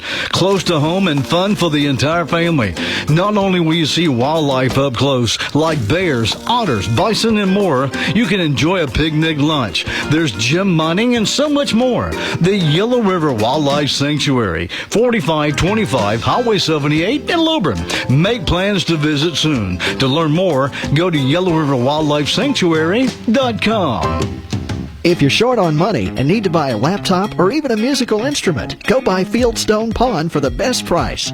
Looking for something special? Fieldstone Pawn has a large selection of jewelry. They'll give you the best price possible for your items, and they buy gold and silver. Fieldstone Pawn has a large selection of electronics, guns, tools, and so much more. Located at 2315 Iris Drive in Conyers. Check them out on the web at FieldstoneJewelryandPawn.com or call 770-483-8248. A new semester means new opportunities to start something great. Athens Technical College is accepting applications for spring semester. Athens Technical College offers practical training and programs built for real-world careers. Are you ready to level up? Spring into a new future at Athens Technical College. Apply today at athenstech.edu/apply. That's athenstech.edu/apply. Athens Technical College is an equal opportunity institution.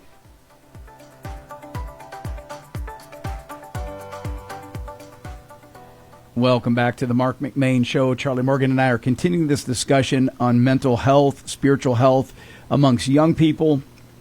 Our guest is Kennedy Inman. She is an associate professional counselor at Creative Center for Wellness in Athens, and she is also with an entity called NAMI of Hall County. This is an incredible advocacy group for people who are dealing with mental health issues.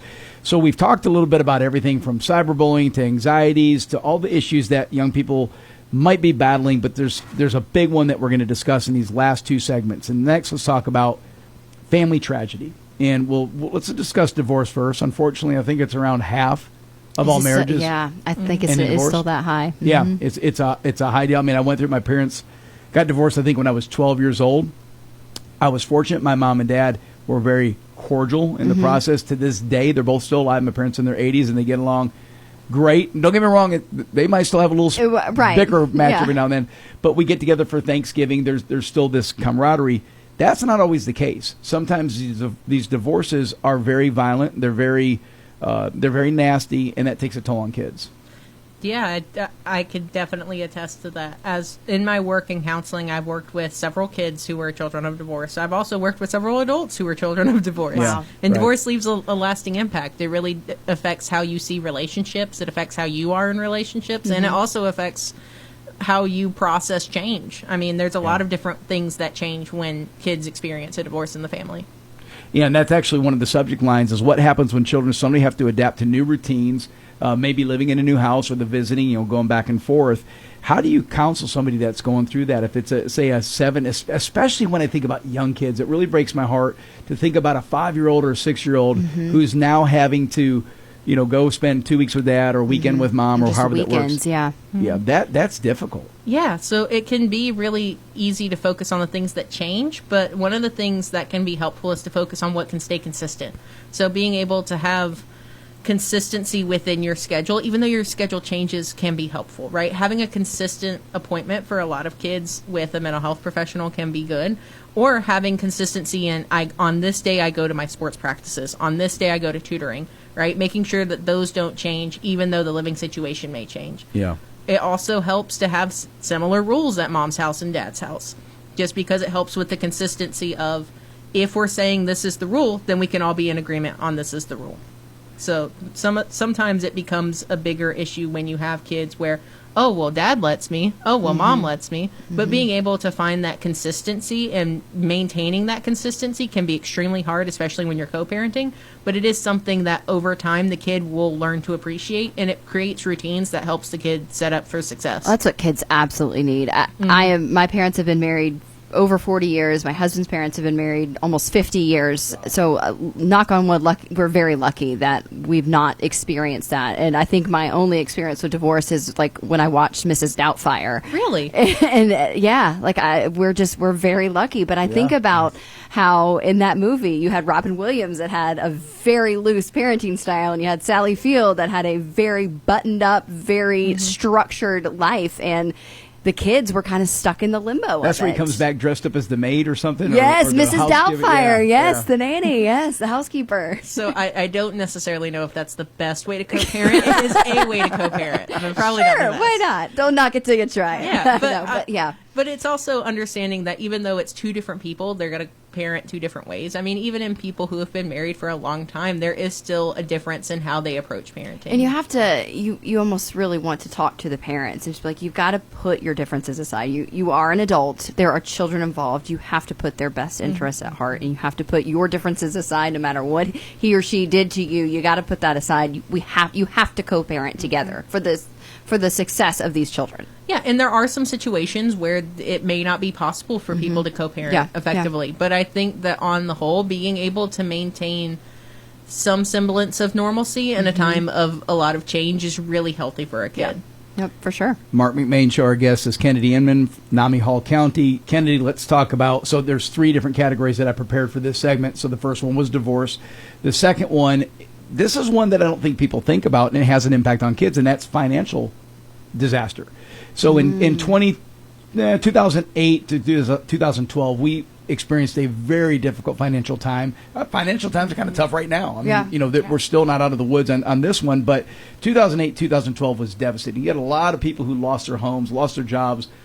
That has an impact on kids. Yeah, I mean, it has an impact on adults, too. I was in middle or high school during that time. Yeah. So for someone who's experienced, living through a recession, it can be hard on how you view your finances or how you view your material goods, right? A lot of it is the connection that you would have to what you call a home may change because you may not have a home in that point. When it comes to kids now, especially living in times where there is a lot of economic hardship and there is a lot of people who are having to struggle more than they probably should, it's good to keep in mind some of the things that can be free, right? So utilizing free resources like your library or like different support groups in your area, being able to find a community in a place that you don't have to pay for, being able to find scholarships and resources that are available to people who need them is especially helpful. I know in Gainesville there are many nonprofits that help a lot of people with a lot of things. And I'm sure that in the Athens-Clarke County area, too, there are also many nonprofits who are looking for people to help. So being able to find those resources can be the best way to do that.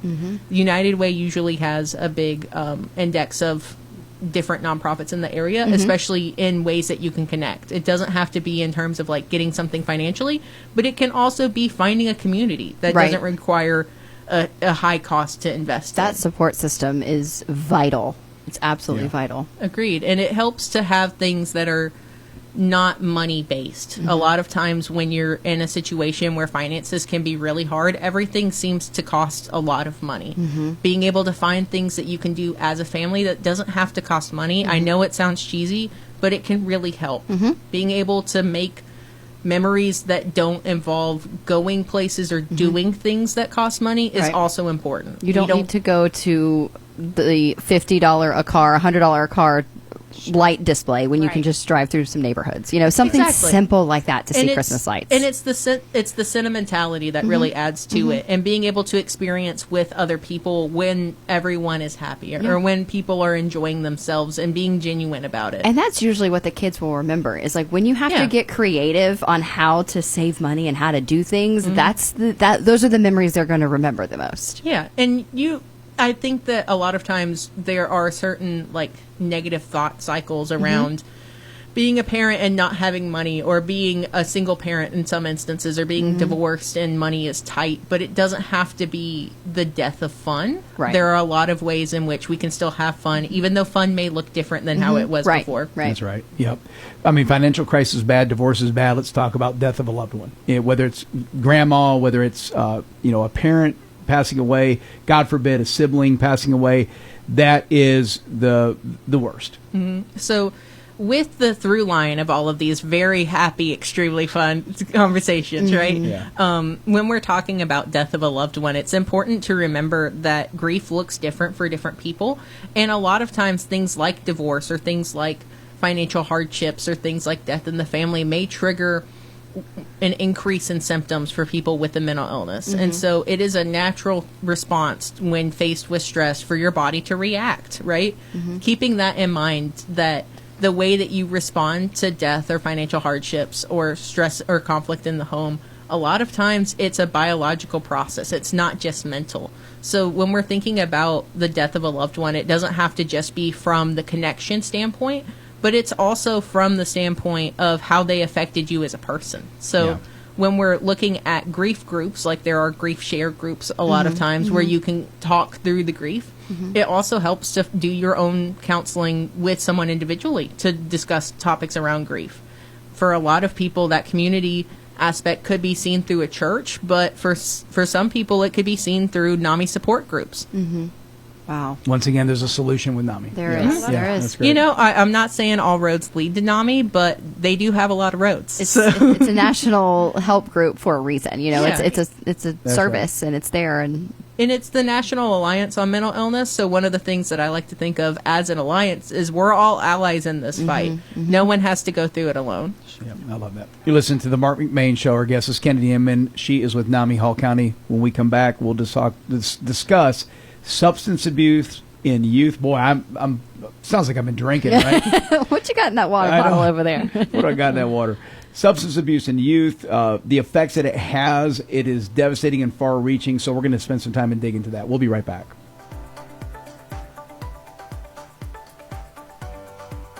Finding that missing shin guard, remembering whether it's a home or away game, getting the right kid to the right playing field on the right day. Why are simple things sometimes so complicated?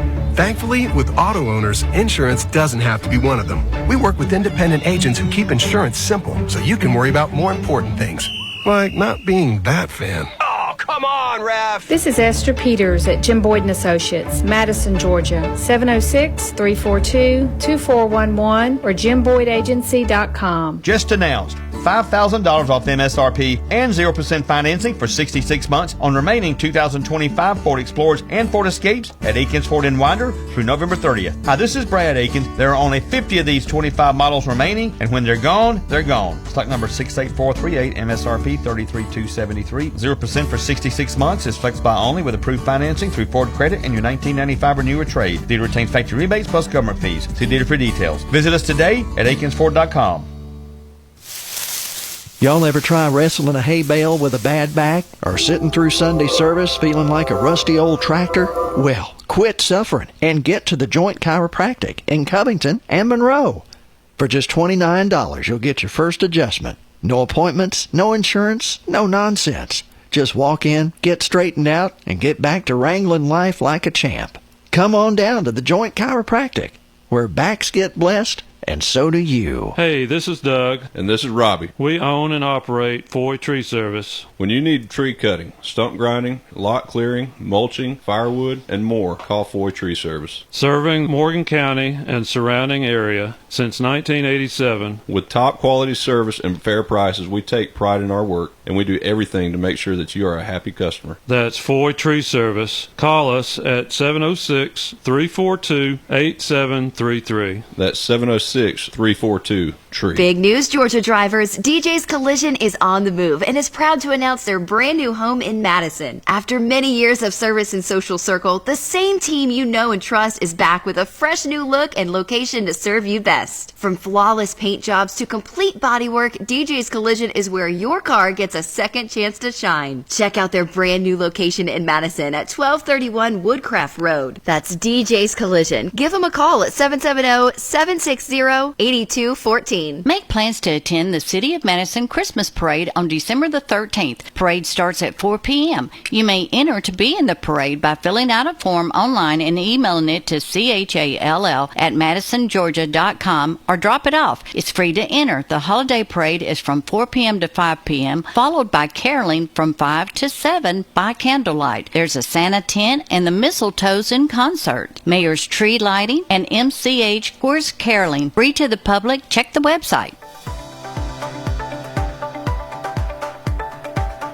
Welcome back to the Marc McMain Show. Charlie, we are digging deep, and our guest is so prepared. I can't even get through half of the questions because there's so much content. There's so much to absorb. And it is. We're just even having more conversations during our breaks. Like, Kennedy, you're amazing. A plethora of knowledge. Our guest is Kennedy Inman. She's an associate professional counselor at Creative Center for Wellness in Athens, and she works with Nami Hall County. Kennedy, let's talk. Then in the last segment, I dedicated some time to talk about substance abuse. And what makes this complex to me is it used to be back in the 80s and 70s, substance abuse looked like pot. You found out your 15-year-old was smoking dope, right? Today it's far, far more complex with the introduction of the different variety of drugs that come in. But also some of these drugs come from the effort to get better on something. So you break a leg and you get a painkiller. You get addicted. Or maybe you're battling a mental health issue and you're prescribed something. And so there's all these new factors that are reaching into this. So what are you seeing? What trends do you see overall, not just Hall County, but overall with y'all's experience as far as substance abuse amongst youth? So I do want to pivot for just a moment. So when you have a mental illness and you're also struggling with substance abuse, that's called a dual diagnosis. So it helps when you're trying to look up resources to know what it's called. So it's called a dual diagnosis when you have both a mental illness and you're struggling with substance abuse and substance use. For me, what I've been seeing a lot of is people who are using substances as a coping skill, right? It's really hard for me to get through the day, or I don't know how to deal with the stress, and I'm using the pill or the joint or whatever it is to deal with the stress or deal with the emotions that are coming up when I'm doing this thing. With kids and teens especially, it's been a lot of, this is something I can use to help calm down or something I can use to help de-stress. It's not necessarily something that is I'm just doing it recreationally. A lot of times kids are very intentional. So but again, that's just from what I've seen in the people I've been working with, as well as friends and family. What about the effects that these have on kids? And I'm still torn. I remember, so my first career, I was a martial arts instructor, and I had tons of students, and I remember parents would bring their kids in, and they would have them on, I think the drug back then was Ritalin, right? To kind of calm them down. And I would tell the parents, like, please don't do that. If you're going to bring them to karate class, the last thing I want is them on Ritalin. Right? I want them amped up, ready a la to go. carte, right? Yeah, just ready to go. But what do you see that these drugs, especially recreational drugs, what is the impact that it has on a young person? Yeah, so when you're speaking to medication that's prescribed by a physician or by a psychiatrist, right? Things like Ritalin, a lot of times it can be helpful in the dosage that it needs to be in, and it helps your brain to produce things that it can't normally do. One of the great things about the NAMI family-to-family classes that we do is we do have a whole session where we talk about medication and what it does on the brain. There's also various videos that we use in that class that are on YouTube that discuss medication in the brain. When it comes to like over medication, right? A lot of times it's talking with your doctor or talking with your provider to make sure that you're able to find the medication that works best for your kid or for yourself.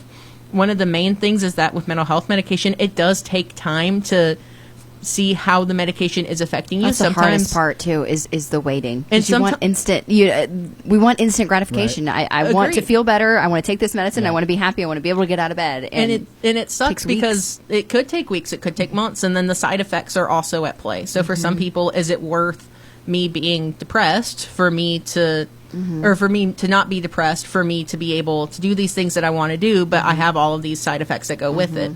Sometimes you'll be issued like multiple medications at once. It just depends on what that looks like. But when it comes to overusing or abusing medication, a lot of that is not coming from a prescriber standpoint. It's coming from I'm making a personal decision to do this. However, thinking of it as a coping skill that's probably not the best coping skill we could have used can help. A lot of times when people are using drugs or other substances, it's to help do something in their mind, right? So whether it's I'm drinking so that way I can calm down, I'm going to smoke a joint so that way I'm able to relax, right? There are ways that we can reach those points that don't have to be drugs, but for a lot of people, that's the easiest way, or that's the most convenient way that I can do that. With learning different coping skills and learning ways that we can adapt and learning ways that we can grow and change ourselves, where we don't have to use those things, is very important.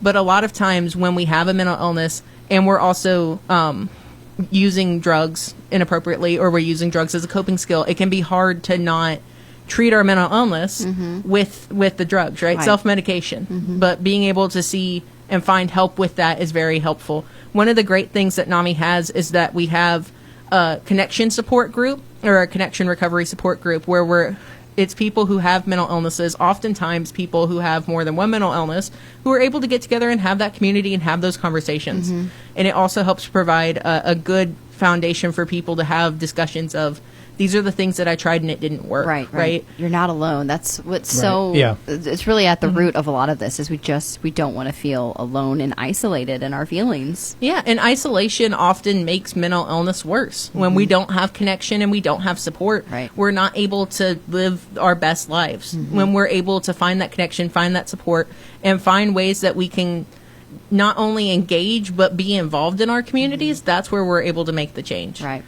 it's almost like one of those Ponzi schemes, though. You know, you can't get out of bed. You're so depressed. But you physically cannot, but Yeah. you know you need to Yeah. to feel better, and it's just this vicious cycle. It's a cycle. Yeah. Well, and you mentioned alcohol, and that was funny because that was queued up for me as well, because people don't really look at alcohol as a drug. It is. It's got a massive negative impact on families, and it's probably the most easily accessible drug that a child can get to, right? Because quite often homes have alcohol right there in the liquor cabinet.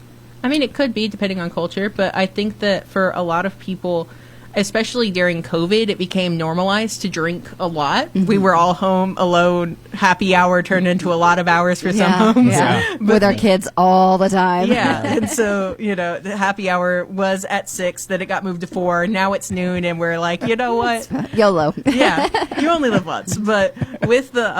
But with alcohol in the home, I think it helps to model the type of actions that you want. So if you want to show what it's like to drink responsibly, drink responsibly. Sure. When you're having conversations about alcohol in the home, being able to go, this is something that I can use in this setting for this thing, but it's not the whole thing, right?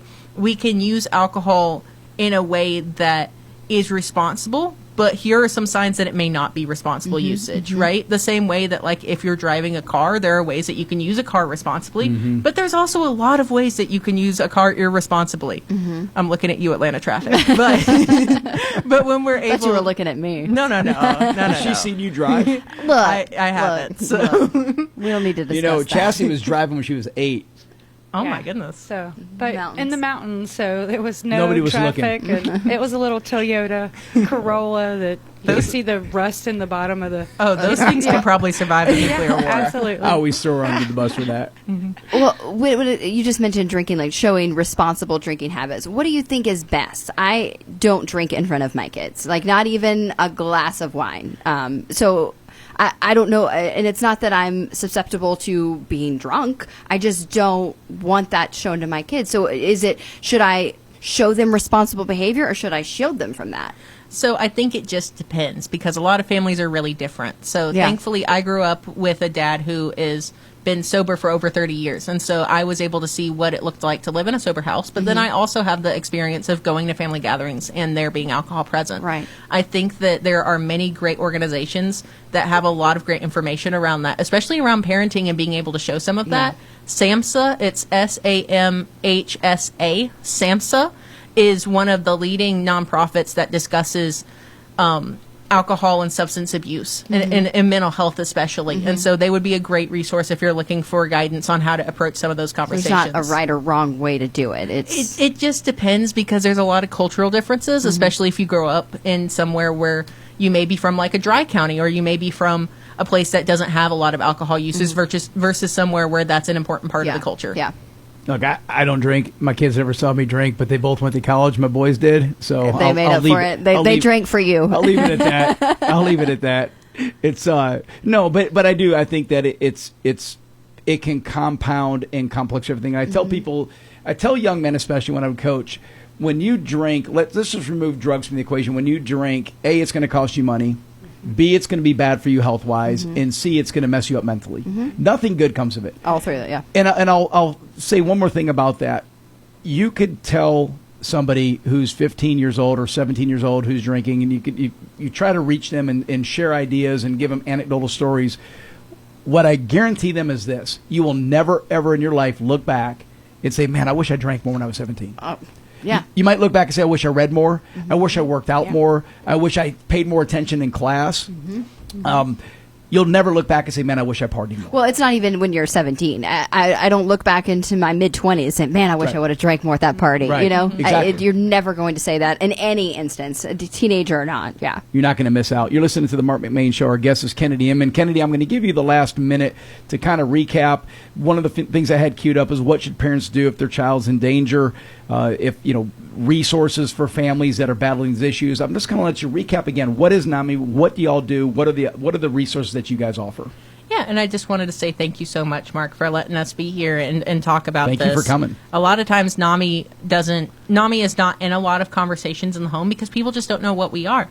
NAMI is the National Alliance on Mental Illness. NAMI Hall County works from Hall County all the way over to Athens. We have a lot of different ways that you can support us. So we have connection groups, where it's support groups for people who have a mental illness or people who have a loved one with a mental illness. We have classes like peer-to-peer or family to family where we can help educate and help relate on certain topics around mental illness. And then we also have NAMI Basics on Demand online, where you can learn more yourself about mental health. Yep, that's what I bookmarked. Yeah. No, I appreciate what you guys do, and I'm so glad I got introduced to y'all, and I'm again thankful that y'all are willing to come and spend some time with us. We're going to have you back. We got a lot of This was, another thing. We just kind of scratched the surface. That's Such a right. great conversation, Kennedy. Thank you so much. Anytime. Thank y'all for having me.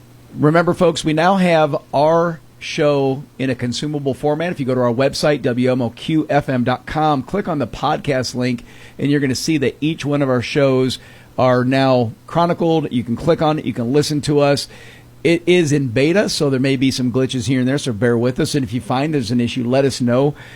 Charlie, I did listen to myself for the first time ever yesterday. What'd you think? Isn't it weird hearing your voice? Yeah, it's kind of weird. I'm like, oh, man. I don't sound like that. I need more coaching, Charlie. I got you, man. Tomorrow, we're going to be discussing physical health amongst young people. This is another big one for us. Our main guest will be Dr. Hugo Skornick. He is a pediatrician, and he will be in studio with us discussing the importance of exercise, diet, and all the things that comes with that. And then don't forget, on December 4th, that is the Christmas parade in downtown Monroe.